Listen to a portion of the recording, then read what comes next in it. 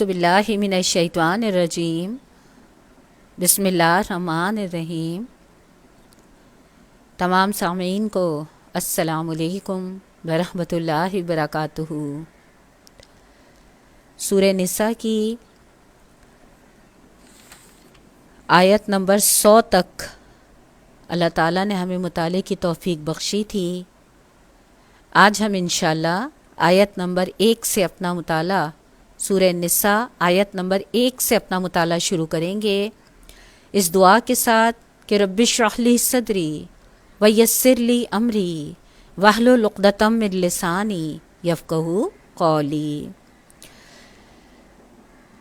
अल्लाहुम्मा इन्ना अस्सलुका इल्मन नाफ़िअन, ऐ अल्लाह हमें नफ़े वाला इल्म, वो इल्म जो हमारे अमल पर असरअंदाज हो जाए, ऐ अल्लाह हमें वो इल्म अता फ़रमा दे। अल्लाहुम्मा फ़क़्क़िहना फ़िद्दीन, अल्लाह हमें अपने दीन की, अपने कलाम की सही समझ अता फ़रमा दे।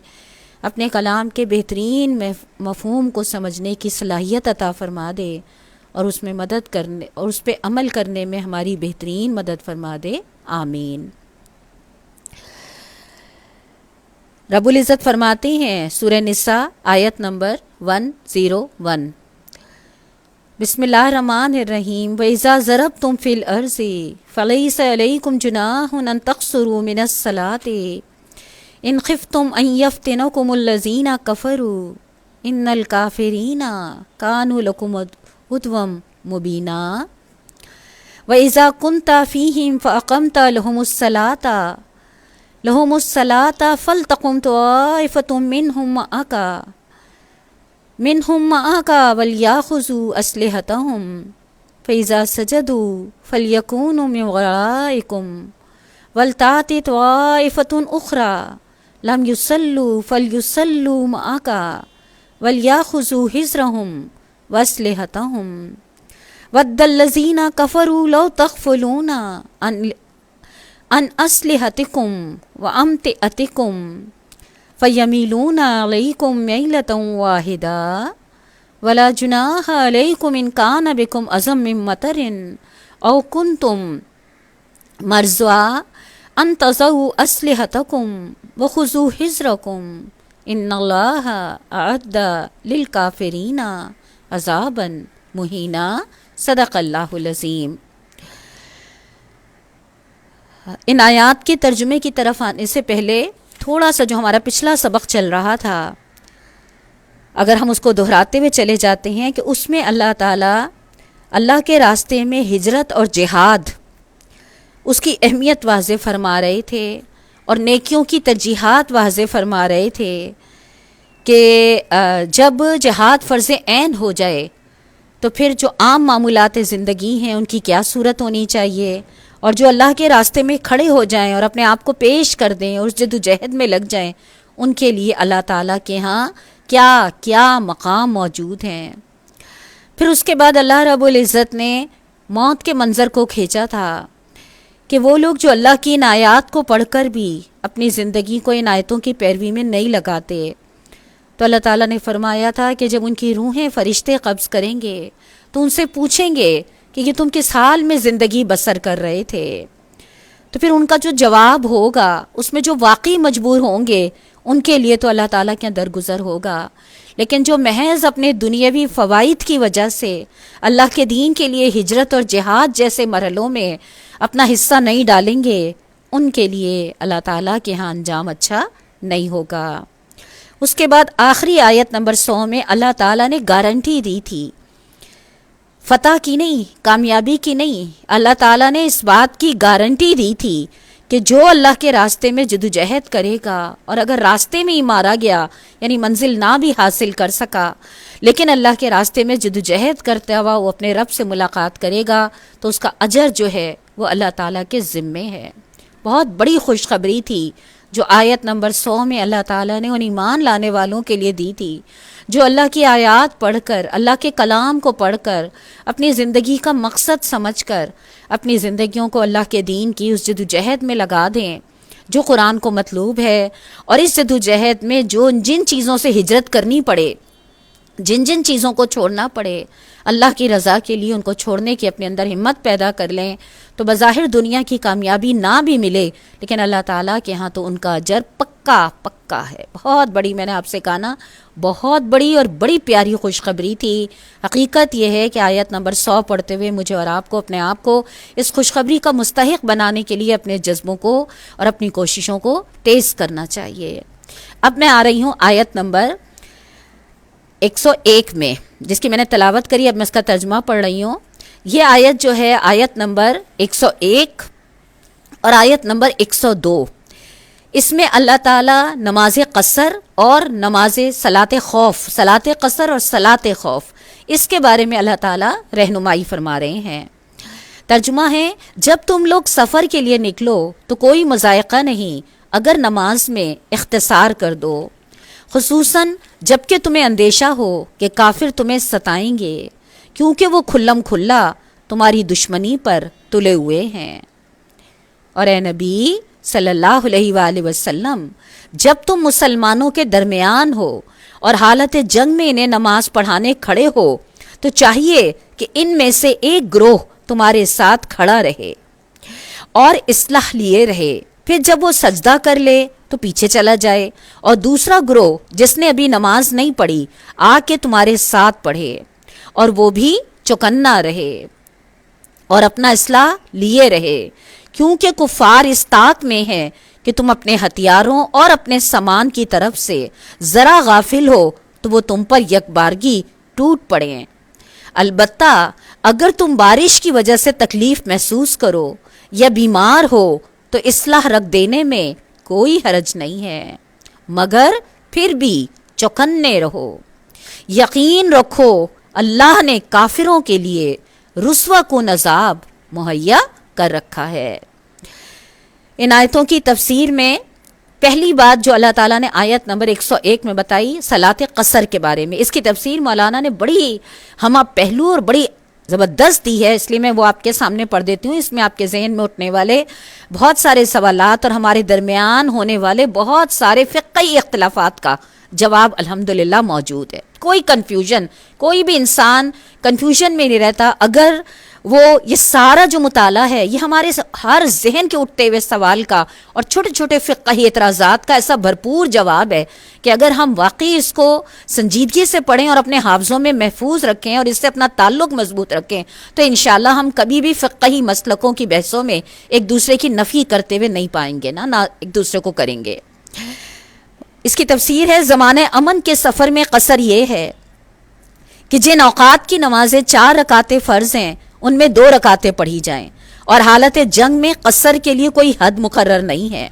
جنگی حالات جس طرح بھی اجازت دیں نماز پڑھی جائے، جماعت کا موقع ہو جماعت سے پڑھو، ورنہ فردن فردن ہی صحیح، قبلہ رخ نہ ہو سکتے ہو تو جدھر بھی رخ ہو، سواری پہ بیٹھے ہوئے اور چلتے ہوئے بھی پڑھ سکتے ہو، رکوع سجدہ ممکن نہ ہو تو اشارے سے ہی صحیح، ضرورت پڑے تو نماز کی حالت میں چل بھی سکتے ہو، کپڑوں کو خون لگا ہو تب بھی کوئی حرج نہیں ہے۔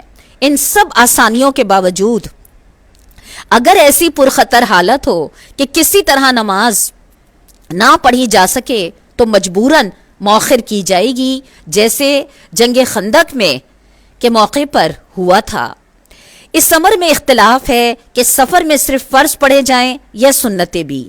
نبی صلی اللہ علیہ وآلہ وسلم کے عمل سے جو بات ثابت ہے وہ یہ ہے کہ آپ سفر میں فجر کی سنتوں اور عشاء کے وتر کا اہتمام کرتے تھے، مگر باقی اوقات میں صرف فرض پڑھتے تھے۔ سنتیں پڑھنے کا اہتمام آپ سے ثابت نہیں ہے، البتہ نفل نمازوں کا جب موقع ملتا پڑھ لیا کرتے، حتیٰ کہ سواری پہ بیٹھے ہوئے بھی پڑھتے رہتے تھے۔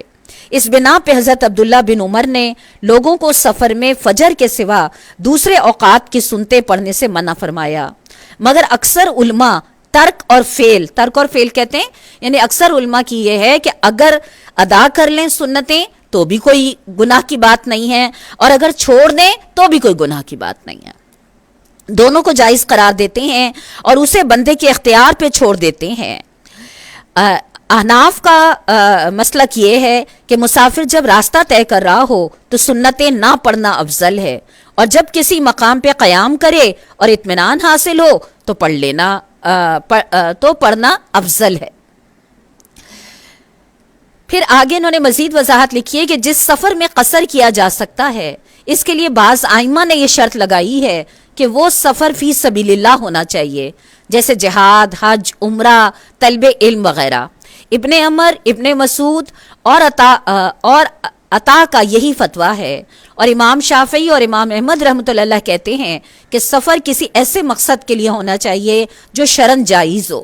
حرام اور ناجائز اغراض کے لیے جو سفر کیا جائے اس میں قصر کی اجازت کا فائدہ اٹھانے کا کسی کو حق نہیں ہے۔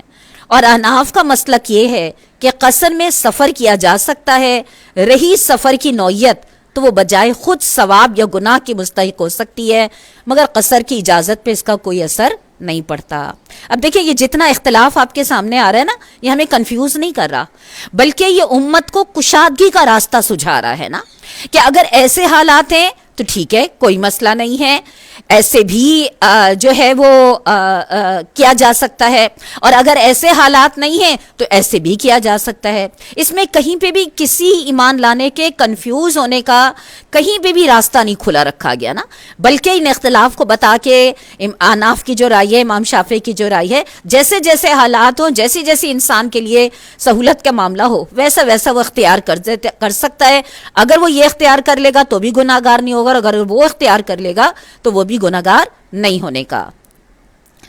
پھر اس کے بعد مزید انہوں نے آگے تھوڑا سا یہ والی بات بھی سمجھائی ہے کہ یعنی بعض ائمہ یہ والی بات کہتے ہیں کہ سفر میں قصر کرنا ضروری نہیں ہے مگر اس کی اجازت ہے۔ اس کا بھی جواب ابھی آپ کو اللہ کے نبی صلی اللہ علیہ وسلم کے الفاظ سے مل جائے گا نا۔ پھر اس کے بعد اگلا انہوں نے یہ وضاحت کری ہے کہ جو ہمارے یہاں ایک الجھاؤ ہوتا ہے نا کہ کتنی مقدار پہ قصر نماز ہو سکتی ہے نا، تو اس کا انہوں نے، میں آپ لوگوں کو اکثر یہ بات واضح کرتی ہوں کہ میں تفہیم القرآن سے یہ تفسیر آپ کے سامنے رکھ رہی ہوتی ہوں، اور میں آپ لوگوں سے بار بار یہ بات کہتی ہوں کہ دیکھیے، سننے میں، پڑھنے میں، یاد رکھنے میں اور غور کرنے میں یہ مختلف انسانی کیفیتیں ہیں۔ میں آپ کے سامنے بول رہی ہوتی ہوں، آپ سن رہے ہوتے ہیں، لیکن اس سننے کو ریکال کرنا، اس کو بار بار دہرانا، اس کے لیے بہت ضروری ہے۔ یا تو آپ اس کو بار بار سنیں، یا جہاں یہ تحریر لکھی ہے وہاں سے آپ پڑھیں۔ تو الحمدللہ اس وقت تو تفہیم القرآن نیٹ پہ بھی موجود ہے، آپ وہاں سے بھی نکال کے پڑھ سکتی ہیں، ہاتھوں میں بھی اگر رکھ لیں تو بہت ہی اچھی بات ہے۔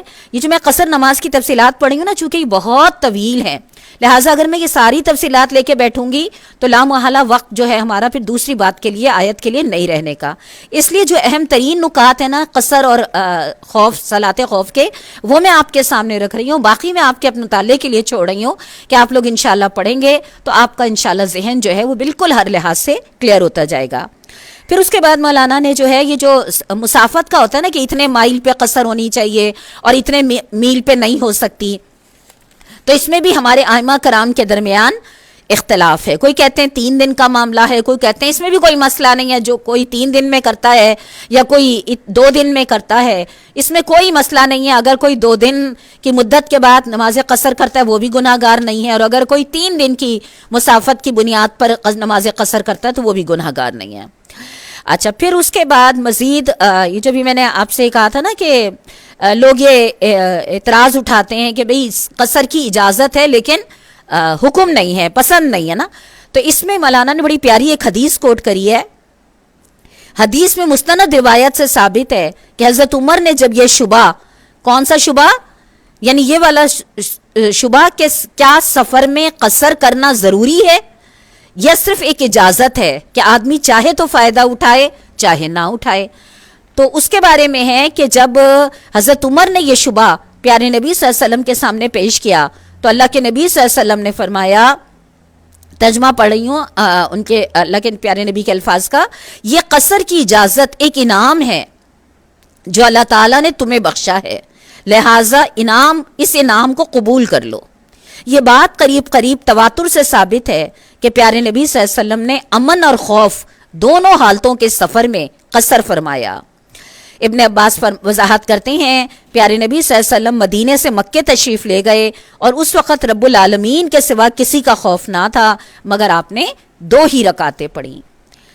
آپ سنتی ہوں گی دائیں بائیں لوگ کہہ رہے ہوتے ہیں بھئی اب تو ہم جہازوں میں سفر کرتے ہیں، بھئی پہلے والے تو مشقت والے سفر ہیں بھی نہیں، پھر بھی ہم قصر کریں نہ کریں. یہ جتنا میں نے آپ کے سامنے پڑھا ہے نا، یہ سارا آپ کو یہ والی بات سمجھا رہا ہے، اور خاص طور پہ اللہ کے پیارے نبی صلی اللہ علیہ وسلم کے یہ جملے کہ یہ قصر کی اجازت اللہ تعالیٰ کی طرف سے ایک انعام ہے جو اللہ نے تمہیں بخشا ہے، اس کو قبول کر لو. آپ کو یاد ہوگا میں کئی دفعہ آپ کے سامنے یہ بات رکھ چکی ہوں، روزے کے بارے میں بھی اور دیگر معاملات کے بارے میں بھی، کہ ثواب جو ہے نا وہ دراصل نہ سحری میں نہ افطاری میں ہے. پاکی جو ہے نا وہ نہ دراصل مٹی میں ہے کہ پانی میں ہے، بلکہ دراصل پاکی یا ثواب جو ہے نا وہ اللہ تعالیٰ کی اطاعت میں ہے. وہی بات یہاں پر بھی ہے کہ اللہ نے اگر ایک انعام دیا ہے تو اللہ کا دیا ہوا انعام رد کرنا، کیا ہم اس سے زیادہ سمجھدار ہو سکتے ہیں؟ اللہ نے اگر اپنے نبی صلی اللہ علیہ وسلم کے عمل کے ذریعے اور قرآن میں اس آیت کے ذریعے مومنوں کے لیے ایک سہولت دی ہے بطور انعام، تو ہمیں اس انعام کو قبول کر لینا چاہیے، نہ کہ ہم کچھ زیادہ تقویٰ کا مظاہرہ کرتے ہوئے یہ والی بات کہیں کہ نہیں نہیں بھائی ہم تو پوری نماز پڑھیں گے. ہم جو معیار اللہ کے نبی صلی اللہ علیہ وسلم سے ہمارے سامنے آ رہا ہے، ہم اس سے زیادہ نیک بن نہیں سکتے نا، اور نہ بننا چاہیے، نہ ہو سکتا ہے یہ چیز نا. لہٰذا صلاۃ قصر کے بارے میں جتنے بھی اختلافات تھے ان ساروں کا جواب جو ہے نا وہ اس حاشیے میں یعنی 132 کے جس میں سے میں نے تفصیل آپ کے سامنے رکھی ہے، ان سارے اختلافات کا جواب ان میں ہمیں مل جاتا ہے نا. اچھا ہم پڑھ بھی لیتے ہیں، لیکن چونکہ وہی والی بات ہے نا، ایک دفعہ پڑھ لیا، آپ کلاس ہو رہی تھی ہم نے پڑھ لیا، لیکن دماغ تو دنیا کی ان چیزوں میں الجھا ہوا یاد ہی نہیں رہتا. کچھ یاد رہتا ہے کچھ یاد نہیں رہتا. اب جب کچھ یاد رہتا ہے اور کچھ یاد نہیں رہتا تو لا محالہ ادھوری پدھوری بات سمجھتے ہیں، کچھ کہتے ہیں، کچھ سنتے ہیں، کچھ سمجھتے ہیں اور کچھ عمل کر رہے ہوتے ہیں. لیکن اگر ہمارا قرآن کی آیات سے رشتہ مضبوط ہو، اسی لیے آپ یہ دیکھیے اللہ رب العزت نے سال میں کم از کم ایک دفعہ رمضان المبارک میں پورے قرآن کے دورے کے لیے مومنوں کو جو رعایت دی ہے معاملات زندگی کو، وہ اسی لیے کری ہے کہ ویسے تو ایک مومن کا روز اللہ کی کتاب سے رشتہ مضبوط ہونا چاہیے. کم از کم جو مدتیں تعین کی گئیں کہ 3 دن تک تو 3 دن یعنی کم سے کم مدت قرآن ختم کرنے کی جو ہے وہ 3 دن ہے، اور زیادہ سے زیادہ ظاہر ہے. لیکن یہ ہے کہ اصل بات صرف یہ ہے کہ روز کے اوقات میں اگر تھوڑا سا وقت ہم اپنے اس قرآن فہمی کے تعلق سے مضبوط کر لیں گے تو انشاءاللہ جو ہم پڑھ رہے ہیں نا وہ ہمارے ذہنوں سے کبھی سکپ نہیں کرے گا، اور پھر جب بات عمل کرنے کا وقت آئے گا تو وہاں پہ بھی ہم بھول چوک کا شکار نہیں ہوں گے. کیونکہ جس چیز کو سے ہم مسلسل جڑے رہتے ہیں نا، آپ خود اس بات کی گواہ ہیں کہ جن راستوں پہ ہم مسلسل جاتے ہیں نا وہ راستے میں یاد ہو جاتے ہیں، لیکن جن راستوں پہ ہم کبھی کبھی جاتے ہیں نا ہم کہتے ہیں ہاں کچھ یاد ہے کچھ بھول گئے. لہٰذا اگر ہم یہ چاہتے ہیں کہ یہ نمازیں صلاۃ قصر اور صلاۃ خوف، ہماری زندگیوں میں ان چیزوں میں بہت زیادہ بحث ہو رہی ہوتی ہے جبکہ اس کی واضح پوری تفصیل موجود ہے. اور بحث کس لیے ہوتی ہے؟ اس لیے کہ ہماری اس میں سنجیدگی کا وہ معاملہ نہیں ہوتا. اس کے بعد نماز قصر کے بعد جو اگلی اللہ تعالیٰ نے آیت نمبر 102 میں صلاۃ خوف بتائی ہے. یہ صلاۃ خوف کیا ہے؟ جو بھی میں نے آپ کے سامنے پڑھی تھی نا کہ جب تم مسلمانوں کے درمیان اور حالت جنگ میں ہو اور انہیں نماز پڑھنے کھڑے ہو تو چاہیے کہ گروہ تمہارے ساتھ رہے نا. یہ میں نے پوری آیت نمبر 102 کا ترجمہ آپ کے سامنے رکھا تھا. اس کی تفسیر میں مولانا نے جس کی وضاحت بڑی اچھی لکھی ہے، امام یوسف حسن بن زیاد نے ان الفاظ سے یہ گمان کیا کہ صلاۃ خوف صرف پیارے نبی کے زمانے کے لیے مخصوص تھی، لیکن قرآن میں اس کی مثالیں بکثرت موجود ہیں کہ پیارے نبی صلی اللہ علیہ وسلم کو مخاطب کر کے حکم دیا گیا، اور وہی حکم آپ کے بعد آپ کے جانشینوں کے لیے ہے. اور بکثرت جلیل القدر صحابہ سے یہ بات ثابت ہے کہ انہوں نے پیارے نبی صلی اللہ علیہ وسلم کے بعد بھی صلاۃ خوف پڑھی. صلاۃ خوف کا یہ حکم اس صورت کے لیے ہے جبکہ دشمن کے حملے کا خطرہ تو ہو مگر عملاً مارکہ قتال گرم نہ ہوا ہو. رہی یہ صورت کہ عملاً جنگ ہو رہی ہو تو اس صورت میں احناف کے نزدیک نماز مؤخر کر دی جائے گی، اور امام مالک اور امام سوری کے نزدیک اگر رکوع اور سجدہ ممکن نہ ہو تو اشاروں سے پڑھ لی جائے گی، اور امام شافعی کے نزدیک نماز ہی کی حالت میں تھوڑی بہت کمی بیشی بھی کی جا سکتی ہے. پیارے نبی صلی اللہ علیہ وآلہ وسلم کے فعل سے ثابت ہے کہ آپ نے غزوہ خندق کے موقع پہ 4 نمازیں نہیں پڑھیں اور پھر موقع پا کر علل ترتیب انہیں ادا کیا، حالانکہ غزوہ خندق سے پہلے صلاۃ خوف کا حکم آ چکا تھا. صلاۃ خوف کی ترکیب کا انحصار بڑی حد تک جنگی حالات پر ہے. اللہ کے پیارے نبی صلی اللہ علیہ وسلم نے مختلف حالات میں مختلف طریقوں سے نماز پڑھائی، اور امام وقت اس بات کا اختیار رکھتا ہے کہ ان طریقوں میں سے جس طریقے کی بھی اجازت جنگی صورتحال دے اس کو اختیار کرے۔ ایک طریقہ یہ ہے کہ فوج کا ایک حصہ امام کے ساتھ نماز پڑھے اور دوسرا حصہ دشمن کے مقابلے پہ رہے۔ جب ایک رکعت پوری ہو جائے تو پہلا حصہ سلام پھیر کے چلا جائے اور دوسرا حصہ آ کر دوسری رکعت امام کے ساتھ پوری کر لے۔ اس طرح امام کی 2 رکعتیں ہوں گی اور فوج کی ایک رکعت۔ دوسرا طریقہ یہ ہے کہ ایک حصہ امام کے ساتھ 1 رکعت پڑھ کے چلا جائے اور دوسرا حصہ آ کر 1 رکعت امام کے پیچھے پڑھے، پھر دونوں حصے باری باری سے آ کے اپنی چھوڑی ہوئی 1 رکعت بطور خود ادا کر لیں۔ اس طرح دونوں حصوں کی 1 رکعت امام کے پیچھے ادا ہوگی اور 1 رکعت انفرادی طور پر۔ تیسرا طریقہ یہ ہے کہ امام کے پیچھے فوج کا ایک حصہ 2 رکعتیں ادا کرے اور تشہد کے بعد سلام پھیر کے چلا جائے، پھر دوسرا حصہ تیسری رکعت میں آ کر شریک ہو اور امام کے ساتھ سلام پھیرے۔ اس طرح امام کی 4 اور فوج کی 2 رکعتیں ہوں گی۔ اور چوتھا طریقہ یہ ہے کہ فوج کا ایک حصہ امام کے ساتھ 1 رکعت پڑھے اور جب امام دوسری رکعت کے لیے کھڑا ہو تو مقتدی بطور خود 1 رکعت ماں تشہد پڑھ کے سلام پھیرنے، پھر دوسرا حصہ آ کر اس حال میں امام کے پیچھے کھڑا ہو کہ ابھی امام دوسری ہی رکعت میں ہو، اور یہ لوگ بقیہ نماز امام کے ساتھ ادا کرنے کے بعد 1 رکعت خود اٹھ کے پڑھ لیں۔ اس صورت میں امام کو دوسری رکعت میں طویل قیام کرنا ہوگا۔ یہ 4 صورتیں، اب آپ سوچئے، ہم یہ پڑھتے ہوئے سوچ رہے ہوں گے لو یہ تو مردوں کے لیے ہے، یہ تو میدان جنگ کے لیے ہے، بھلا ہم خواتین کا اس سے کیا کام؟ آپ یہ دیکھیے کہ اللہ تعالیٰ نے اور اللہ کے نبی نے کے نزدیک صلاۃ خوف کی جو اہمیت ہے، یعنی اللہ کے دین کی حفاظت جو ہے، میں آپ سے بار بار کہتی ہوں نا، نیکیوں میں ترجیحات، اللہ کا دین ہمیں یہ بتا رہا ہے کہ اللہ کے دین کی حفاظت جو ہے وہ سب پر مقدم ہے، اور یہ جو عبادات ہے نا، یہ ہمیں اللہ کے دین کی حفاظت کے لیے تیار کرتی ہیں۔ جس طرح ایک فوجی کو مختلف ٹریننگ سے گزارا جا رہا ہوتا ہے تاکہ وہ دشمن سے بھرپور مقابلہ کرے، اس طرح ایک مومن کو اللہ کے دین کے دشمنوں سے مقابلے کے لیے نماز، روزہ، حج، زکوٰۃ سے تیار کیا جا رہا ہوتا ہے۔ اب جب عملاً یہ صورتحال ہو تو یہ 4 صورتیں، اب آپ دیکھیے، میں اس کو پڑھتے میں سوچ رہی تھی، ہم میں سے اگر ہم اپنی عوام الناس کے پاس جائیں تو ہم میں سے کتنی عوام الناس ہوگی جو ان چیزوں کو، ہم تو پڑھے لکھے لوگوں سے بھی بات کریں انہیں بھی نہیں مطلب یہ ساری تفصیلات معلوم ہوتی، بلکہ اب آپ دیکھیے کہ کوئی قرآن پہ حملہ کرنے والا مجھ سے اور آپ سے یہ کہے کہ تمہارے نبی نے جو ہے وہ ایک وقت میں نماز اس طرح پڑھائی کہ 1 رکعت پڑھائی اور 1 رکعت چھوڑ دی اور یہ کرا، تو ظاہر ہے اگر میں نے یہ نہیں سمجھا ہوا ہوگا قرآن سے تو میں اس کو کیا کہوں گی؟ میں کہوں گی نہیں، قرآن میں تو کہیں نہیں لکھا ہوا، نہیں اللہ کے پیارے نبی نے تو ایسا کہیں نہیں کرا۔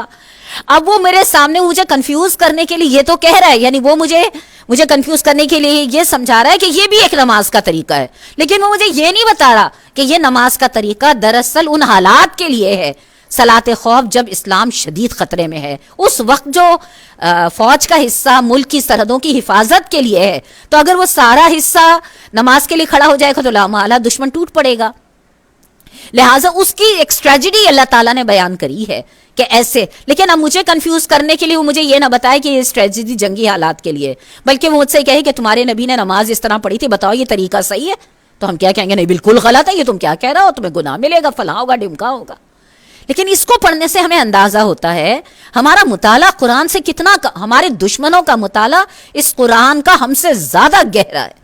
چونکہ انہوں نے قرآن پہ حملے کرنے ہیں، لہٰذا وہ اس کی ایک ایک چیز کا بغور مطالعہ کرتے ہیں، اور ہم نے تو سمجھنا تو بڑی دور کی بات ہے، ہم نے تو اسے صرف تلاوت کی نیت سے پڑھنا ہے، لہٰذا ہمیں پتہ ہی نہیں کہ اللہ کے پیارے نبی کے عمل سے اللہ تعالیٰ ہمیں کیا بات سمجھانا چاہ رہے ہیں۔ سمجھانا یہ مقصود ہے کہ اللہ کے دین کی حفاظت جو ہے وہ سب سے مقدم ہے، اور نماز جیسا فریضہ جو بستر پہ بھی جس کی معافی نہیں ہے کہ اشاروں سے پڑھ لو، لیکن جب اللہ کے دین کی حفاظت کا مرحلہ درپیش ہو تو اس نماز کو بھی مختصر یا مؤخر کرنے کی بھی، جیسے غزوہ خندق کے موقع پہ پیارے نبی کی 4 نمازیں مؤخر ہوئیں۔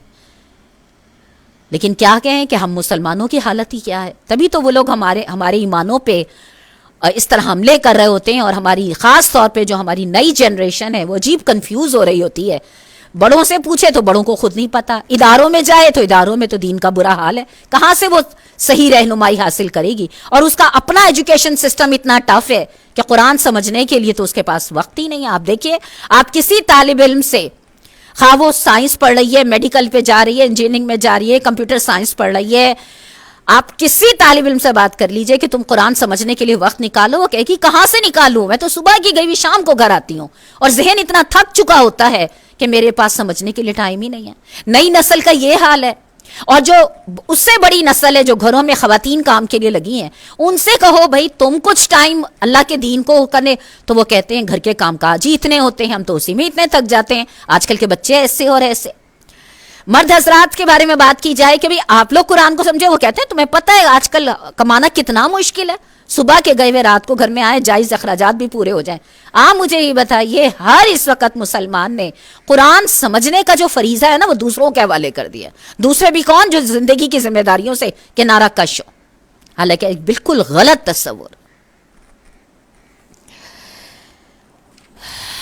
یہ 4 طریقے صلاۃ خوف کے، پھر اس کے بعد جو اللہ تعالیٰ نے آگے فرمایا، البتہ اگر تم بارش کی وجہ سے تکلیف محسوس کرو یا بیمار ہو تو اصلاح رکھ دینے میں مذائقہ نہیں ہے، مگر پھر بھی چوکنے رہو، یقین رکھو اللہ نے کافروں کے لیے رسوا کن عذاب مہیا کر رکھا ہے۔ یعنی یہ احتیاط جس کا تمہیں حکم دیا جا رہا ہے محض دنیاوی تدابیر کے لحاظ سے ہے، ورنہ دراصل فتح اور شکست کا دار و مدار تمہاری تدبیر پہ نہیں بلکہ اللہ تعالیٰ کے فیصلے پر ہے۔ اس لیے ان احتیاطی تدابیر پہ عمل کرتے ہوئے تمہیں اس بات کا یقین رکھنا چاہیے کہ جو لوگ اللہ کے نور کو اپنی پھونکوں سے بجھانے کی کوشش کر رہے ہیں، اللہ انہیں رسوا کر دے گا۔ بڑی اہم بات اس سے سامنے آ گئی نا، کہ دنیاوی اسباب اختیار کرنا اللہ تعالیٰ کا حکم ہے اور مومن کی ذمہ داری ہے۔ یہ اسباب ہی تھے کہ بھئی تم ایسا نہیں ہے کہ سب ہتھیار رکھ کے اللہ توکل پہ نمازیں پڑھنے چلے جاؤ اور دشمن جو ہے وہ حملہ کر دے، نہ تم نے اسباب پورے اختیار کرنے، لیکن یہ بات ذہن میں رکھنا کہ بھروسہ اسباب پہ مت کرنا۔ جیسے ہم کہتے ہیں نا بھئی علاج کرنا سنت ہے، تم جاؤ ڈاکٹر کے پاس دکھاؤ سب کچھ کرو، لیکن شفا اللہ تعالیٰ دینے والا ہے نا۔ وہی چیز یہاں پہ بھی سمجھائی جا رہی ہے جو سورہ انفال میں بھی آپ پڑھتی ہیں کہ تم نے نہیں پھینکا، اللہ نے پھینکا ہے، تم نے نہیں مارا، اللہ نے مارا ہے، لیکن اللہ نے مومنوں کے ہاتھ اس لیے استعمال کرے کہ اللہ تمہیں جانچ لینا چاہتا تھا کہ تم میں سے سچے کون۔ تو یہاں پہ آ کے نا کہ اللہ نے کافروں کے لیے رسوا کن عذاب مہیا کر رکھا ہے، اس سے اللہ تعالیٰ مومنوں کو حوصلہ دلا رہے ہیں، یقین دہانی کرا رہے ہیں کہ اگر تم مومن ہو کے اپنا کردار ادا کرو گے جو اللہ تعالیٰ تمہیں آیتوں میں سمجھا رہا ہے، تو تم یہ یقین رکھو تمہارا اللہ تمہیں تنہا نہیں چھوڑے گا۔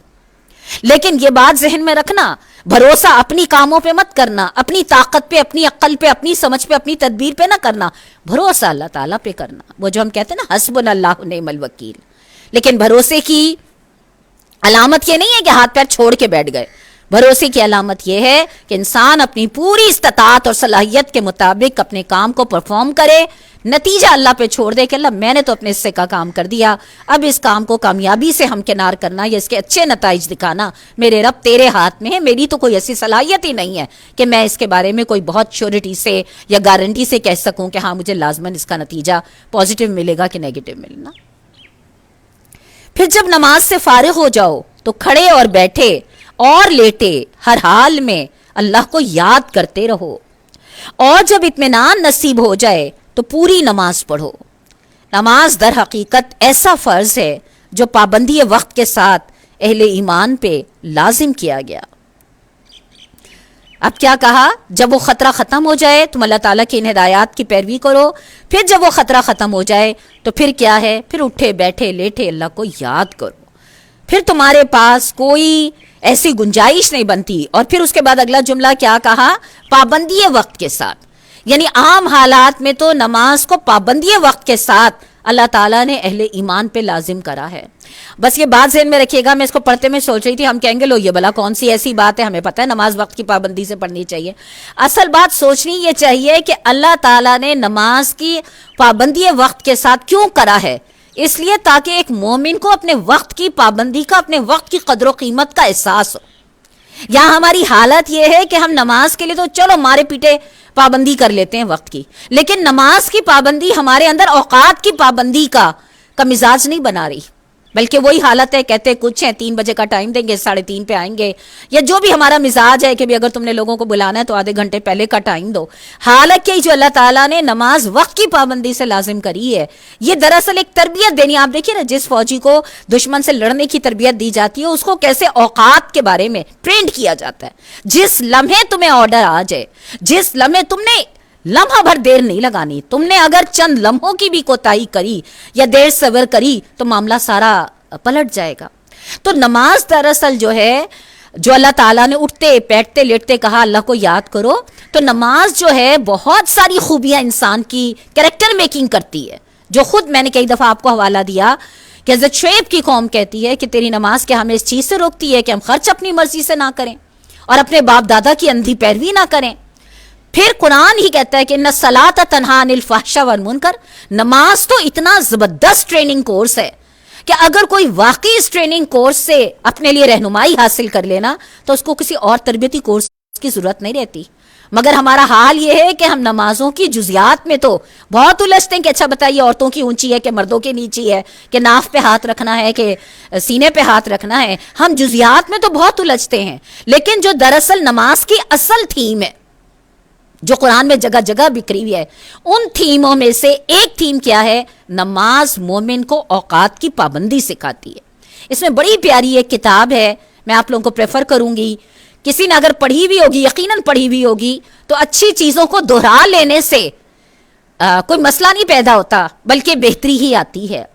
بہت زبردست مولانا محترم کی ایک کتاب ہے خطبات۔ یہ وہ کتاب ہے کہ جب مولانا محترم پاکستان بننے سے پہلے دہلی کے نواحی علاقوں میں مسجدوں میں جمعے کے خطبے دینے جاتے تھے، تو اس وقت انہوں نے یہ خطبے جو دیے تھے، یہ خطبات کے نام سے جو ہے نا موجود ہے۔ اس کا دنیا کی پتہ نہیں کتنی زبانوں میں ترجمہ ہو چکا ہے، اور انگلش میں بھی یہ کتاب موجود ہے۔ جن کی اردو کمزور ہے وہ انگلش میں بھی اس کو لے سکتے ہیں۔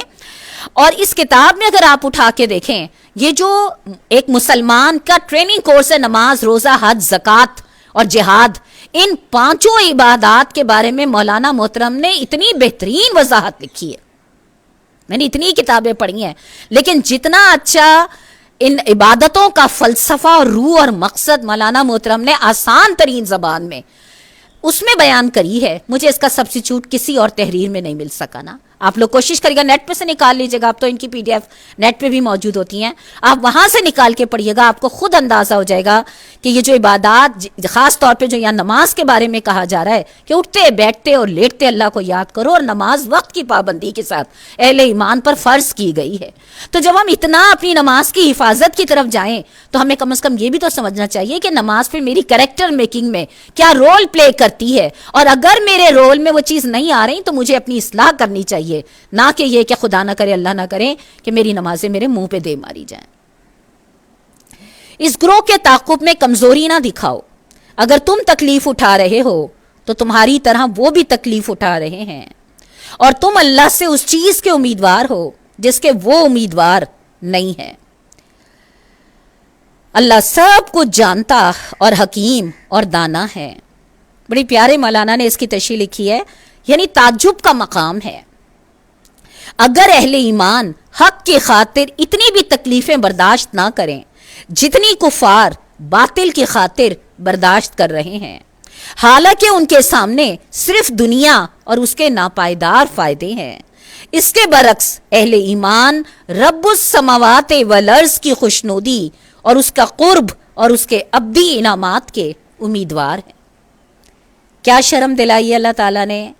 اگر تم تکلیف اٹھا رہے ہو تو تمہاری طرح وہ بھی تو تکلیف اٹھا رہے ہیں۔ یعنی تم سے اگر اللہ تعالیٰ کہتا ہے کہ وقت کی پابندی کے ساتھ میری یاد کو قائم کرو اور میرے راستے میں جدوجہد کے لیے اپنے آپ کو بھوک پیاس کی تربیت دو، اور میرے راستے میں جدوجہد کے لیے مل کے جدوجہد کرنے کا حج کی صورت میں داعیہ پیدا کرو، اور زکوٰۃ کی صورت میں اپنا خون پسینے کا مال اللہ کے بندوں پر خرچ کرنے کی اپنے اندر کیفیت پیدا کرو، تو اللہ تعالیٰ یہ بات بتا رہے ہیں کہ یہ جو میں تمہیں بات کہہ رہا ہوں تو اور تمہیں ناگوار گزر رہی ہے، تو ذرا سوچو تو صحیح کہ جو تمہارا دشمن ہے وہ کیا کم تکلیفیں اٹھا رہا ہے۔ میں نے آپ کو شاید بتایا تھا نا، جب یہ افغان جہاد ہو رہا تھا تو میں ان کا مجاہدین کا پڑھ رہی تھی، یہ جو میگزینس وغیرہ آتے ہیں، تو اس میں انہوں نے بتایا تھا کہ مجاہدین زخمی ہو کے جب ہسپتالوں میں بیچارے ہوتے ہیں علاج کے لیے، تو وہاں پہ جو باہر کے دشمنوں کے ممالک کی جو یعنی خواتین ہیں، وہ بھلا ان کا ان ہسپتالوں میں کیا کام، لیکن ان مسلمان مردوں کے ایمانوں کو خراب کرنے کے لیے آپ یہ دیکھیے، اب ذرا آپ سوچئے ذرا کن حالات میں کیسی گرم زمین ہے، اور ہسپتالوں کا ماحول کیسا ہوتا ہے کہ ہم جیسا بھی کوئی چلا جائے نا تندرست تو وہ کرتا ہے کہ جلدی سے جلدی میں وہاں سے نکل جاؤں نا.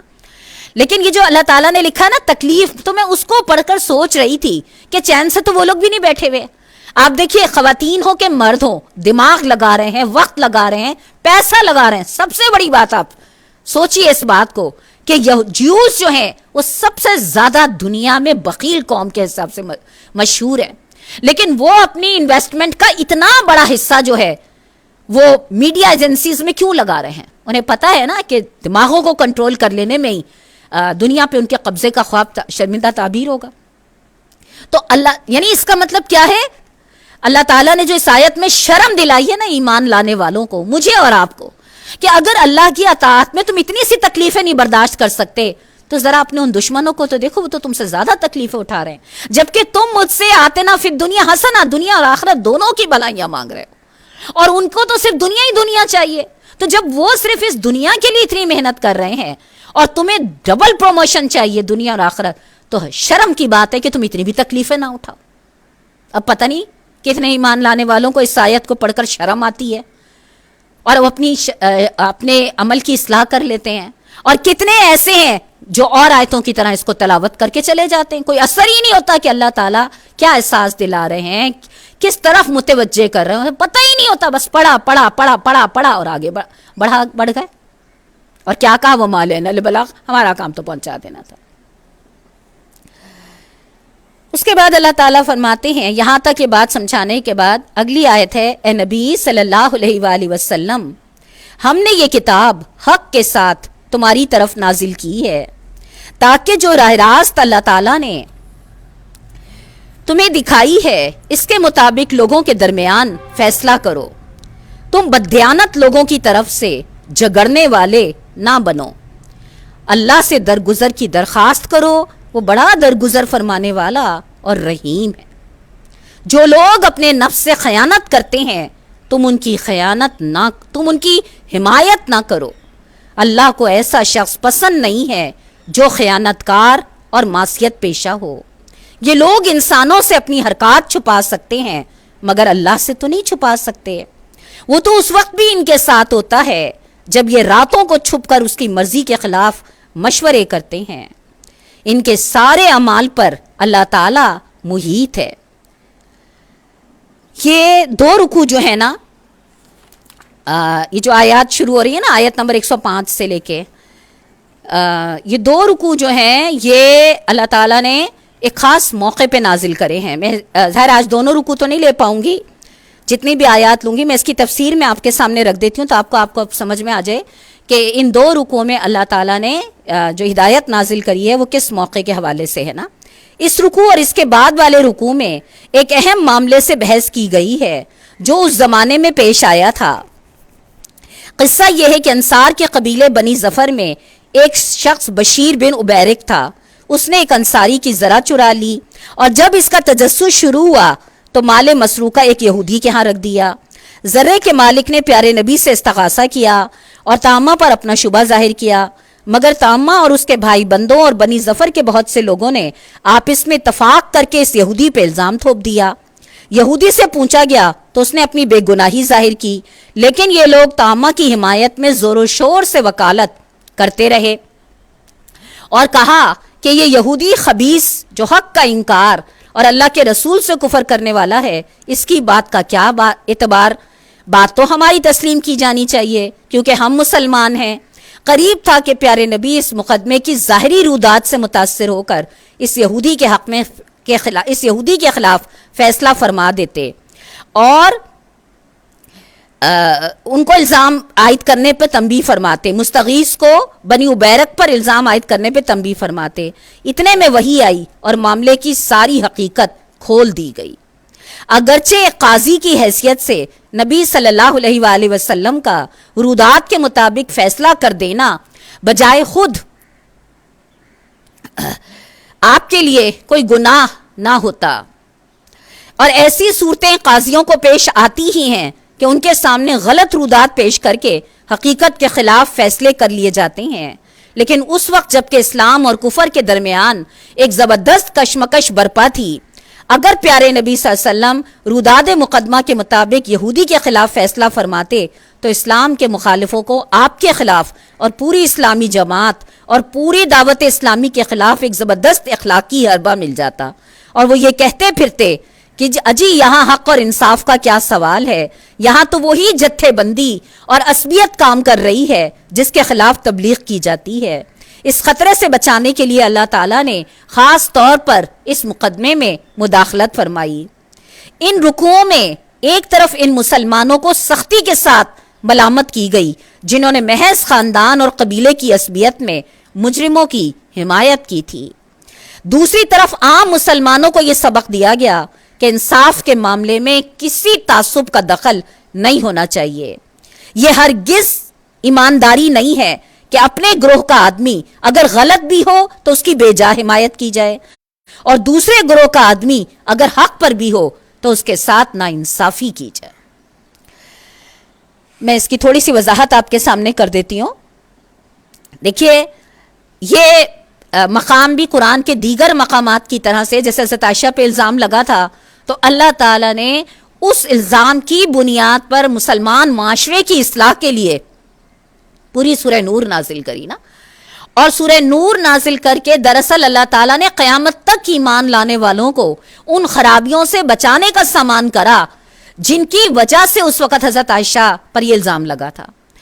اس کا مطلب یہ نہیں کہ حضرت عائشہ پہ الزام لگا تھا تو بس معاملہ ختم ہو گیا، نہیں، بلکہ اس کے ذریعے اللہ تعالیٰ نے قیامت تک ایمان لانے والوں کو زندگیوں کے معاملوں میں رہنمائی دی.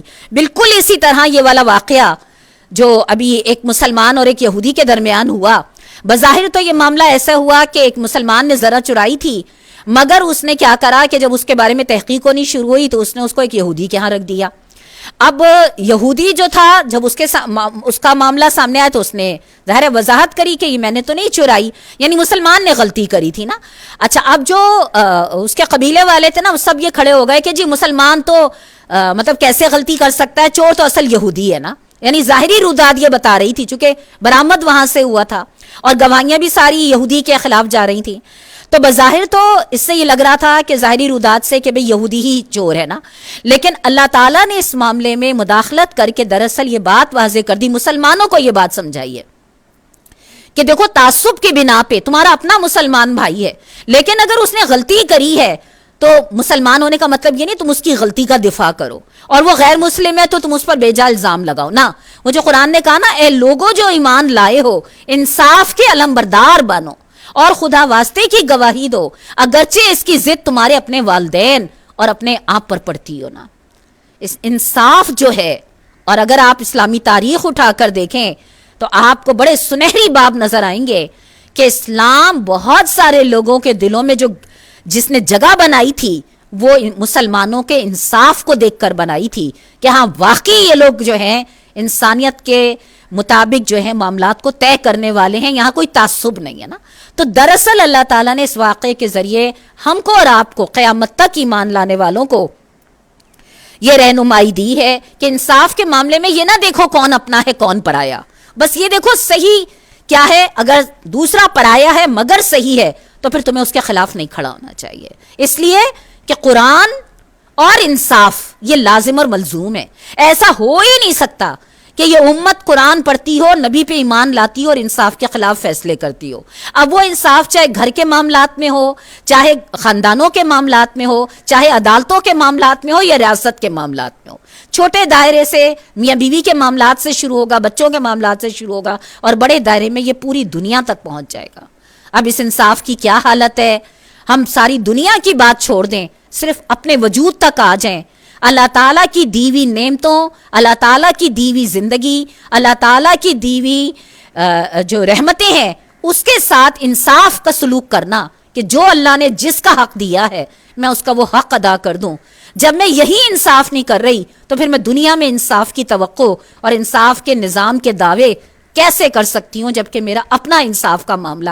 یہ ٹھیک ہے کوئی انسان بھی کمزور ہونے کی بنا پہ یہ دعویٰ نہیں کر سکتا کہ میں معاملات میں 100% انصاف پر قائم ہوں, بٹ ایٹ لیسٹ کوشش تو کر سکتا ہے نا.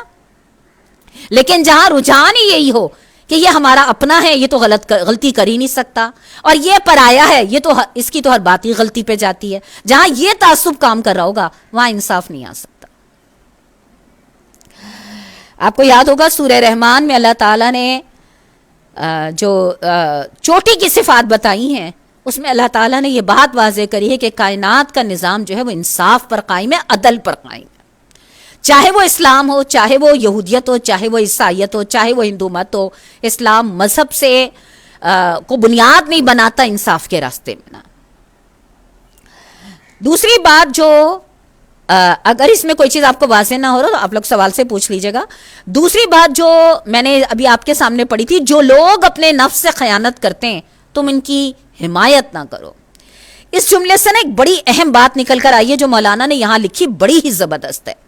جو شخص دوسروں کے ساتھ خیانت کرتا ہے وہ دراصل سب سے پہلے خود اپنے نفس کے ساتھ خیانت کرتا ہے, کیونکہ دل اور دماغ کی جو قوتیں اس کے پاس بطور امانت ہیں ان کو بے جا استعمال کر کے وہ انہیں مجبور کرتا ہے کہ خیانت میں اس کا ساتھ دیں, اور اپنے ضمیر کو جسے اللہ نے اس کے اخلاق کا محافظ بنایا تھا اس حد تک دبا دیتا ہے کہ وہ اس خیانت کاری میں رکاوٹ بننے کے قابل نہیں رہتا. اور جب انسان اپنے اندر اس ظالمانہ دست و برد کو پایہ تکمیل پہنچاتا ہے تب کہیں باہر جا کر اس سے خیانت اور گناہ کے افعال صادر ہوتے ہیں. اس میں اہم ترین بات کیا ہے, اللہ تعالیٰ یہ والی بات سمجھا رہے ہیں کہ جب ایک انسان کسی کی ناحق, یعنی اسے پتہ ہے کہ سامنے والا زیادتی کر رہا ہے اور وہ صرف اپنے تعلق کے بنا پہ اس کی حمایت کرے, تو یہ دراصل وہ دوسرے کے ساتھ تو ظلم کر رہا ہے, اپنے نفس کے ساتھ بھی کر رہا ہے. کیسے؟ آپ نے کئی مقام پہ یہ بات پڑھا ہوگا, جب انسان جھوٹ بولتا ہے, دھوکہ دیتا ہے, غلط بیانی کرتا ہے, وہ سمجھتا میں نے دوسرے کا نقصان پہنچایا, میں نے دوسرے کی عزت پہ بٹا لگایا. قرآن کہتا ہے کہ دوسرے کو تو بعد میں نقصان پہنچا, پہلے تو اس نے اپنے ان اعضاء کو, اپنی ان صلاحیتوں کو جو اللہ نے اسے بولنے کی, سوچنے کی, بیان کرنے کی دی تھی, جب اس نے اپنی ان صلاحیتوں سے منفی کام لیا تو سب سے پہلے اس نے خیانت تو اپنے ساتھ ہی کی. آپ کو یاد ہوگا ہم لوگوں نے سورہ یاسین میں پڑھا تھا, اللہ تعالیٰ نے فرمایا تھا ہم ان کے منہ بند کر دیں گے اور ان کی زبانیں گواہی دیں گی. یعنی جسم کے یہ اعضاء جو ہے نا, اللہ نے مجھے ہاتھ دیے, اللہ نے مجھے آنکھیں دی, اب ان ایمانتوں کا, میرے آنکھوں کا میرے پر حق یہ تھا کہ میں ان کو اللہ کی نافرمانی کے مناظر سے بچاؤں. ان زبان کا اللہ نے مجھے زبان دی, اس کا مجھ پر حق یہ بنتا تھا کہ میں اس کو حتی الامکان اللہ کی نافرمانی کے جملوں سے بچاؤں. اب میں نے جب اس زبان سے اللہ کی نافرمانی کے جملے بولے اور اس جسم سے اللہ کی نافرمانی کے, اور اس ذہن سے اور اس صحت سے میں نے اللہ کی نافرمانی کے کاموں کو اختیار کرا, تو میں نے ان سب کا حق مارا. جب میں نے ان سب کا حق مارا تو لا محالہ اس کا حساب جو ہے اور پھر اس کا جو کہنا چاہیے نقصان جو ہے وہ مجھے ہی سب سے زیادہ پہنچا. یہ بالکل ایسی بات ہے کہ اگر آپ اپنے گھر میں فریج لے کر آتی ہیں اور فریج لا کے آپ اس میں کھانا رکھنے کے بجائے کپڑے رکھنے لگ جاتی ہیں, تو کوئی آپ سے یہی کہے گا نا, ارے بے وقوف, فریج تو کپڑے رکھنے کے لیے تھوڑی ہوتا ہے, تو کھانا رکھنے کے لیے ہوتا ہے. آپ کہتی ہیں ہاں ہاں مجھے پتا ہے, لیکن میرا دل چاہ رہا تھا اپنے کپڑے رکھنے کو. کہے گا عقل مند کیا ہو گیا تمہیں, جو چیز جس مقصد کے لیے اس کو اسی مقصد کے لیے استعمال کرو, اور اگر نہیں کرو گی تو یہ اس کا مس یوز ہوگا. جیسے آپ نے عموماً دیکھا ہوگا قینچی ہم لوگ اپنے گھروں میں رکھتے ہیں, بچے اسے کاغذ کاٹتے ہیں تو ہم کہتے ہیں بیٹا میرے کپڑے نہیں کٹ سکیں گے, میری قینچی خراب مت کرو. حالانکہ قینچی کو سے آپ کاغذ کاٹیے, کپڑا کاٹیے, چمڑا کاٹیے, وہ تو کاٹ دے گی, لیکن مالک یہ کہتا ہے میری چیز خراب ہو جائے گی. بالکل اسی طرح اللہ رب العزت نے جو نعمتیں اور صلاحیتیں ہمیں دی ہیں, جب ہم اس کو اللہ کی نافرمانی میں استعمال کرتے ہیں, حقدار کو اس کا حق نہیں دیتے, اللہ کی نعمتوں کو اپنی مرضی سے استعمال کرتے ہیں اللہ کی نافرمانی میں, تو یہ کیا ہے, یہ خیانت ہے اپنے ضمیر کے ساتھ. میرا ضمیر مجھے اندر کلک کرتا ہے, یہ درست نہیں ہے, یہ نہیں ہونا چاہیے. حق اس کا بنتا تھا, تمہیں یہ نہیں کرنا, لیکن میں کیا کرتی ہوں, ضمیر کو تعویلیں دے دے کے نا مطمئن کرتی ہوں, نہیں وہ یوں تھوڑی ہے, وہ تو یوں ہے, اصل میں وہ تو یوں ہوا تھا نا, تو یوں ہوا تھا. یہ جو چیز ہے نا دراصل اللہ تعالیٰ نے یہاں بیان کری, جو لوگ اپنے نفس سے خیانت کرتے ہیں. اللہ تعالیٰ نے یہ بات کیوں رکھی؟ اس لیے کہ انسان کو سب سے زیادہ پیاری جو ہوتی ہے نا وہ اپنی جان ہوتی ہے. تو اللہ تعالیٰ نے یہ بات سمجھا دی کہ لوگوں تم یہ سمجھتے ہو کہ اپنی خواہش کے مطابق عمل کر کے تم اپنے آپ کو ڈیفینڈ کر رہے ہو، بچا رہے ہو. نہیں، اللہ تمہیں بتا رہا ہے کہ اللہ کی نافرمانی میں اپنی خواہش کی تکمیل کر کے تم دراصل اپنے آپ کو نقصان پہنچا رہے ہو. آخرت میں تو جو جہنم کی آگ ہے، لیکن دنیا میں بھی اس کا مس یوز جو ہے وہ بہرحال تمہیں جو ہے اچھے نتائج نہیں دکھائے گا. دیکھیں نا، ہم نے پڑھا نا، جب انسان اللہ کی نافرمانی کے راستے پہ چلتا ہے، زبان، آنکھ، صلاحیتیں، تو اس سے نیکی کی توفیق چھین لی جاتی ہے. یہ جو ہم اللہ تعالیٰ سے مانگتے ہیں نا، اللہ ہمیں نیکی کی توفیق عطا فرما دے. جب اللہ تعالیٰ دیکھتا ہے میرا بندہ ہدایت کے راستے پہ چلنے کے لیے اپنے اندر برداشت، قوت، قربانی کا جذبہ پیدا کرا، تو اللہ تعالیٰ اس کو نیکی کے راستے کی توفیق دیے چلے جاتے ہیں. لیکن جب اللہ تعالیٰ دیکھتے ہیں کہ میرا بندہ سب کچھ سمجھنے کے باوجود میری دیوی ایمانتوں میں خیانت کر رہا ہے. خیانت کیا ہے؟ میری دیوی نعمتوں کو اپنی مرضی کے مطابق استعمال کر رہا ہے، میری مرضی کے بتائے، تو پھر اللہ تعالیٰ نیکی کے راستے کی توفیق چھینتے چلے جاتے. دنیا میں ہاتھ کے ہاتھ اللہ تعالیٰ یہ چیز واضح کر دیتے نا. اس کے بعد اللہ تعالیٰ نے آگے کیا فرمایا؟ ہاں تم لوگوں نے ان مجرموں کی طرف سے دنیا کی زندگی میں تو جھگڑا کر لیا، مگر قیامت کے روز ان کی طرف سے کون جھگڑا کرے گا؟ آخر وہاں کون ان کا وکیل ہوگا؟ اب یہاں اللہ تعالیٰ نے کوسچن مارک کے ذریعے ہر ایمان لانے والوں کو سوچنے پہ آمادہ کرا ہے. یہ جو دنیا میں تم تعصب کی بنا پہ یا اپنی ذاتی خواہش کی بنا پہ کسی کی بے جا حمایت کرتے ہو، یا اپنی مرضی سے اپنے معاملات کو طے کرنے کی کوشش کرتے ہو، تو یہ بتاؤ دنیا میں تو تم ان کے وکیل بن گئے، تم نے ان کی حمایت کر لی، حالانکہ یہ غلطی پر تھے. لیکن یہ بتاؤ قیامت والے روز تم کیا کرو گے؟ کوسچن مارک ہے اس آیت کے بعد. جب قیامت والے روز، آپ کو اس میں بھی یاد ہوگا کہ جب قیامت والے روز انسان اللہ کے آگے کھڑا ہوگا تو اپنے آپ کو بچانے کے لیے جھگڑا کرے گا کہ اگر اللہ اس نے مجھے کرا، اللہ اس نے مجھے کرا، تو وہ کہے گا تم میرے بہکاوے میں آئی کیوں؟ تم نے میری بات مانی کیوں؟ تو وہی چیز یہاں بتائی جا رہی ہے کہ دیکھو اللہ تعالیٰ نے لفظ استعمال کرا ہے، ہاں انتم ہاؤلائے جادلتم عنہم فی الحیات الدنیا.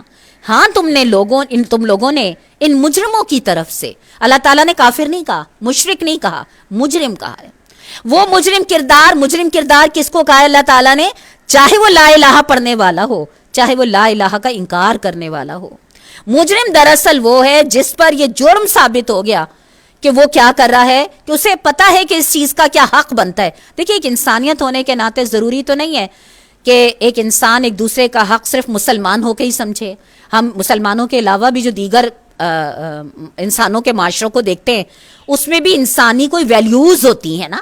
یعنی ایک پڑوسی جو ہے وہ دوسرے پڑوسی کے گھر کے آگے کچرا نہیں پھینکے گا. کہ صرف مسلمانوں کی تو ویلیوز، مسلمانوں میں کی تو ان ویلیوز پر اور زیادہ زور ہے، لیکن بحیثیت ایک انسان بھی تو کچھ انسانی قدریں ہیں نا. تو وہ چیزیں ہم وہاں پہ واضح کر رہے ہیں کہ اگر تم بحیثیت انسان بھی اور بحیثیت مسلمان تو اور پلس ہو جاتا ہے کہ اگر تم دنیا میں ان کی طرف سے کر لو گے تو یہ بتاؤ قیامت والے روز اللہ کے آگے جو ہے کیا معاملہ کرو گے نا. ہاں اگر کوئی شخص برا فعل کر گزرے، اب اللہ تعالیٰ رجوع کا راستہ کھول رہے ہیں. اللہ تعالیٰ کو پتہ ہے بندہ کمزور ہے، غلطیاں پہ در پہ کرتا ہے، لہٰذا بجائے اس کے کہ اپنی غلطی کا ملبہ دوسرے پہ ڈالے یا جواز تلاش کرے یا بے جا حمایت کرے، کیا کرنا چاہیے؟ اگر کوئی شخص برا فعل کر گزرے یا اپنے نفس پہ ظلم کر جائے اور اس کے بعد اللہ سے درگزر کی درخواست کرے تو اللہ کو درگزر کرنے والا اور رحیم پائے گا. مگر جو برائی کما لے تو اس کی یہ کمائی اس کے لیے وبال ہوگی. اللہ کو سب باتوں کی خبر ہے اور وہ حکیم اور دانا ہے. پھر جس نے کوئی خطا یا گناہ کر کے اس کا الزام کسی بے گناہ پہ تھوپا ہو، اس نے بڑے بہتان اور سری گناہ کا بار سمیٹ لیا. پہلی دو باتیں اللہ تعالیٰ نے اس آیت میں فرمائی ہیں.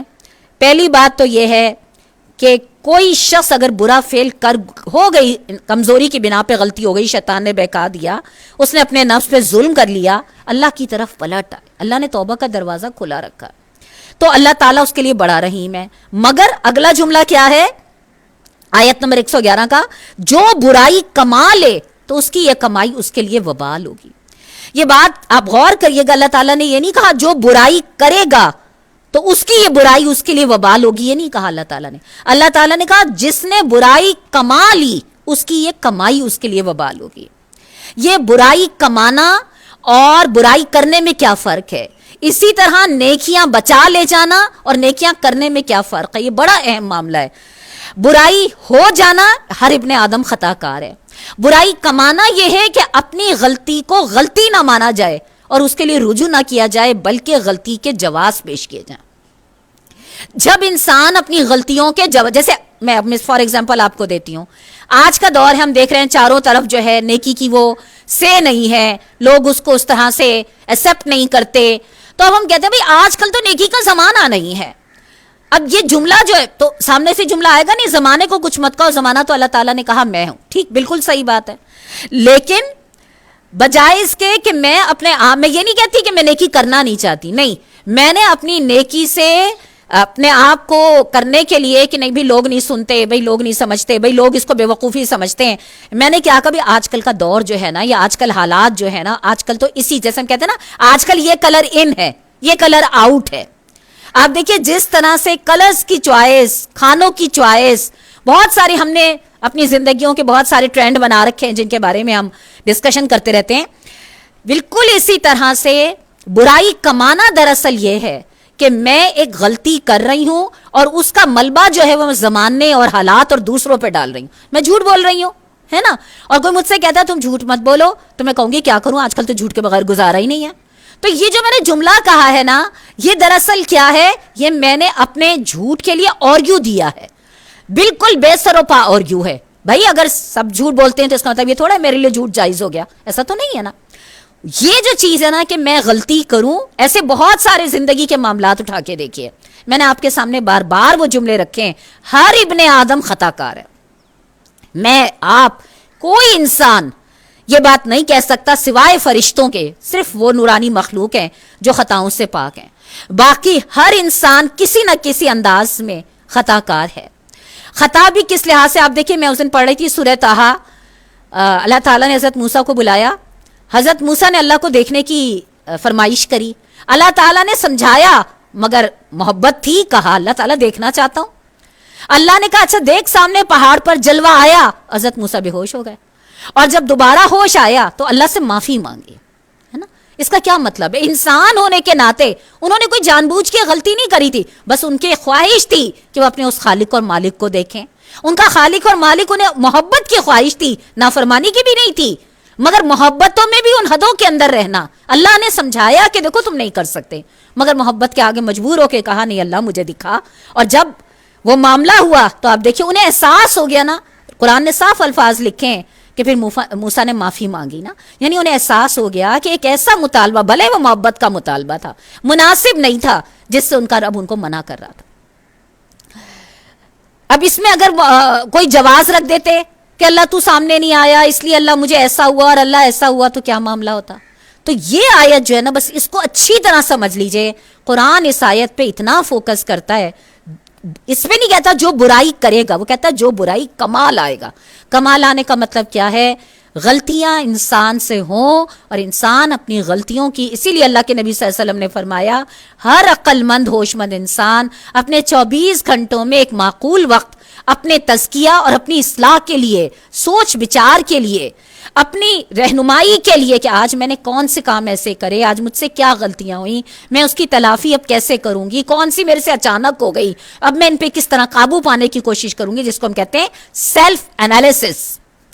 ہم سے ذرا پوچھو تو صحیح، ہماری اس بھاگتی دوڑتی زندگی میں کس کے پاس اتنا ٹائم ہے کہ کوئی اپنی خود احتسابی کے لیے وقت نکال سکے؟ رات کو سوتے میں چند منٹ سوچو بھی کہ میں نے آج کیا کیا، تو نیند کے جھوٹے اپنی پناہ میں لے لیتے ہیں. فریش مائنڈ کے ساتھ اپنی خود احتسابی کرنا اور اپنی برائیوں سے اللہ سے معافی مانگ کے آئندہ نہ کرنے کے ارادے سے توبہ کرنا، یہ اللہ کیا معافی ہے. مگر برائی کمانا، اسی طرح نیکی کرنا اور نیکی کمانے میں کیا فرق ہے؟ میں نے نیکی کری، بہت عبادات کری، لوگوں کو اچھی بات بتائی، لیکن اس کے ساتھ ساتھ میں نے اپنی زبان سے لوگوں کو تکلیفیں پہنچائی، میں نے وہ اللہ کی نافرمانیاں کری، جھوٹ، دھوکہ، حق تلفی، کسی کا حق مارنا، بے بنیاد باتوں کو ادھر سے ادھر کرنا، ساری جو چیزیں ہیں، میں نے اپنی نیکیوں کو خود ہی ضائع کر دیا.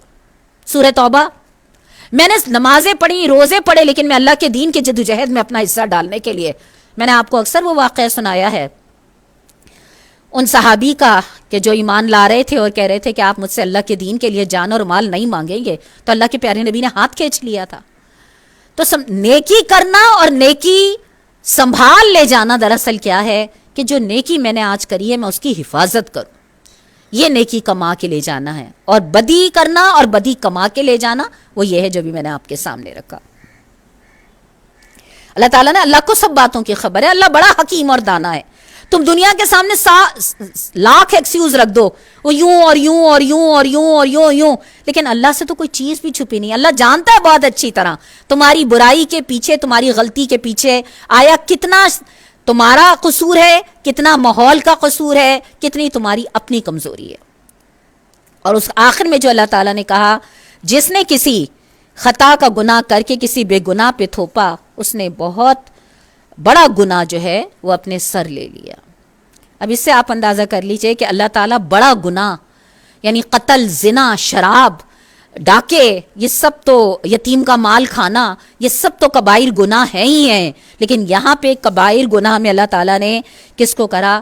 اپنی زبانوں کے استعمال کے بارے میں آپ یہ دیکھیے کہ کسی نے جب وہ، جس پہ پوری سورہ نور اتری ہے نا، کہ جو چیز جس میں نہیں ہے اس کو اس شدت کے ساتھ اس پہ امپلیمنٹ کرنا کہ دماغ اسی کو سوچنے کی طرف لگ جائے، دراصل یہ کیا ہے؟ یہ بھی بہت بڑا گناہ ہے جس کی اللہ تعالیٰ نے یہاں پہ نشاندہی کی ہے۔ اللہ کرے ہم لوگ ان بڑی بڑی جو ابھی میں نے کہا نا کہ قتل، زنا، ڈاکہ، اللہ کا شکر ہے، اللہ کا کرم ہے کہ ان بڑی بڑی چیزوں سے تو الحمدللہ اللہ تعالیٰ نے محفوظ رکھا ہوا ہے، لیکن یہ جو زبان کی پھسلنیں ہیں نا، جس میں لوگوں کے بارے میں بے چون و چرا تجزیے کرنا اور بغیر بنیاد کے کسی کے بارے میں رائے قائم کرنا اور تجزیے مرتب کر کے دوسرے کے کانوں میں منتقل کرنا، یہ دراصل اللہ کرے کہ یہاں پہ جو اللہ تعالیٰ نے اس کو بڑے گناہوں میں شامل کرا، اللہ کرے ہم اور آپ اپنے معاملات کی اور اخلاق کی اصلاح کرنے والے بن جائیں، آمین۔ وما علینا الا البلاغ۔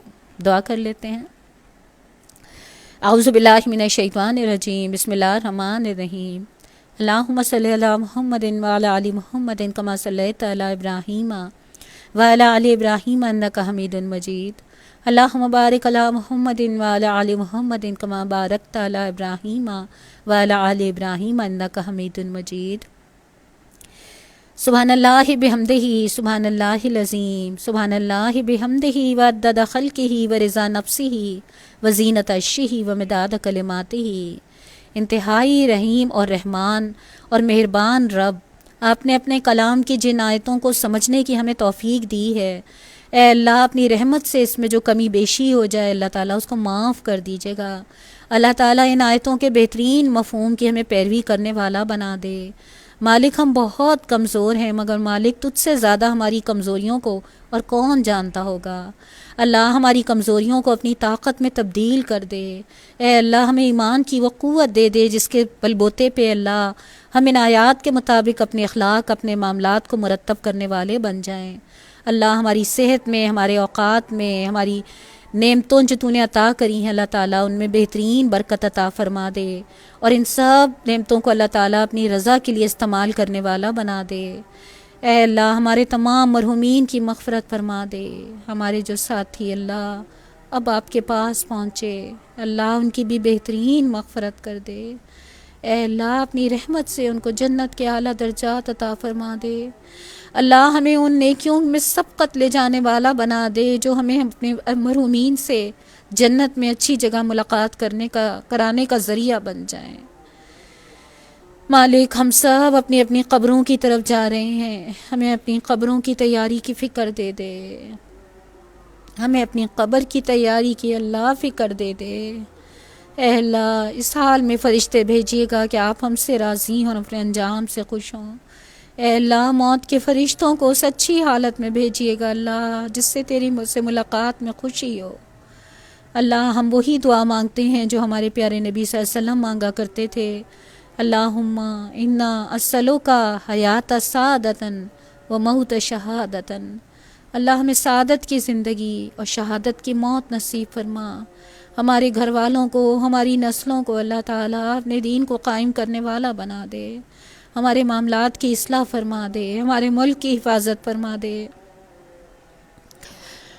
اے اللہ جہاں جہاں مسلمان تیرے دین کے لیے جتنی بھی جدوجہد کر رہے ہیں مالک، ہم سے بھی اس دین میں محنت کا کام لے لے۔ اللہ ہم سستی سے، کاہلی سے آپ کی پناہ چاہتے ہیں۔ اللہ ہمیں اپنی رحمت کی پناہ عطا فرما دے، ہمیں اپنے دین کے راستے کا مجاہد بنا کے اللہ اپنے راستے میں قبول کر لے۔ ہم کو اپنے والدین کے لیے اور ہماری نسلوں کو ہمارے لیے بہترین صدقہ جاریہ بنا دے۔ اللہ وہ ساری بھلائیاں عطا کر دے جن کا سوال ہمارے پیارے نبی نے اپنی امت کے لیے کرا، اور ان ساری برائیوں سے بچا لے اللہ جن سے ہمارے پیارے نبی صلی اللہ علیہ وسلم نے پناہ مانگی۔ ربنا تقبل منا انک انت السمیع العلیم وتب علینا انک انت التواب الرحیم۔ صلی اللہ تعالی علی خیر خلقہ محمد وآلہ وصحبہ وذریاتہ وآل بیتہ اجمعین برحمتک یا ارحم الراحمین۔ تمام سامعین کو السلام علیکم ورحمۃ اللہ وبرکاتہ۔